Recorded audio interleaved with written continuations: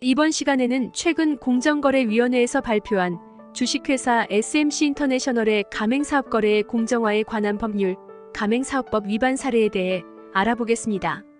공정거래위원회는 지난 2024년 6월 19일 디저트 전문점인 디저트39의 가맹본부 주식회사 SMC 인터내셔널이 허위, 과장된 예상 매출액 정보를 제공한 행위, 가맹금을 예치기관에 예치하지 않고 직접 수령한 행위, 정보공개서 등 제공 의무를 위반한 행위에 대해 시정명령과 함께 과징금 1억 2,600만 원을 부과하였다.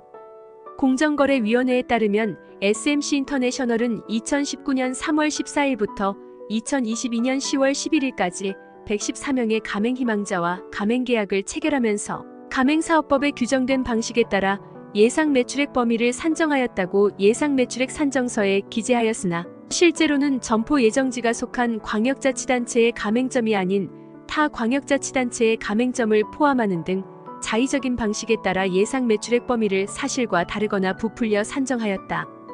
가맹사업법 시행령 제9조 제4항에 따른 예상 매출액 범위는 가맹희망자의 점포 예정지가 속한 광역자치단체의 가맹점이 5개 이상 있는 경우 해당 광역자치단체에 소재하면서 점포 예정지에서 가장 인접한 5개 가맹점을 기준으로 최저 매출 환산액을 정하고 있다.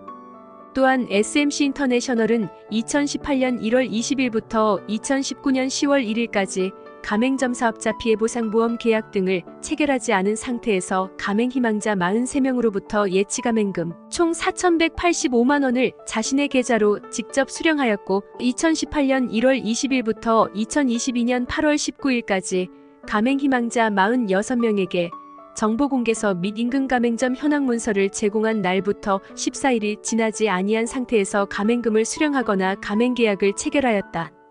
공정거래위원회는 이번 조치가 가맹희망자의 가맹계약 체결에 중대한 영향을 미치는 점포 예상매출 상황에 대해 가맹본부가 법령을 자의적으로 해석하여 장기간 다수의 가맹희망자에게 잘못된 정보를 제공한 위법행위와 가맹점 모집 개설 단계에서 가맹금의 수령 방법 등을 지키지 않은 행위를 적발 제재한 것으로서 가맹희망자가 가맹본부와 가맹계약을 체결하는 과정에서 발생하는 가맹본부의 부당한 거래 관행을 개선하여 가맹희망자가 가맹점 개설 시 예상되는 매출 수준 등 중요 정보를 정확한 내용으로 제공받고 가맹본부와 분쟁 발생 시 가맹금 반환을 보장하여 가맹희망자의 피해를 예방하는 데 기여할 것으로 기대된다고 밝혔다.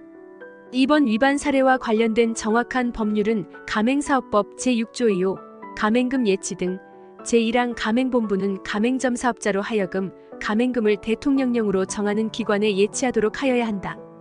다만 가맹본부가 제15조의 2에 따른 가맹점 사업자 피해보상보험 계약 등을 체결한 경우에는 그러하지 아니하다. 그리고 제7조 정보공개서의 제공 의무 등 제3항 가맹본부는 등록된 정보공개서 및 임금가맹점 현황문서를 제1항의 방법에 따라 제공하지 아니하였거나 정보공개서 등을 제공한 날부터 14일 가맹희망자가 정보공개서에 대하여 변호사 또는 제27조에 따른 가맹거래사의 자문을 받은 경우에는 7일이 지나지 아니한 경우에는 다음 각 호의 어느 하나에 해당하는 행위를 하여서는 아니 된다.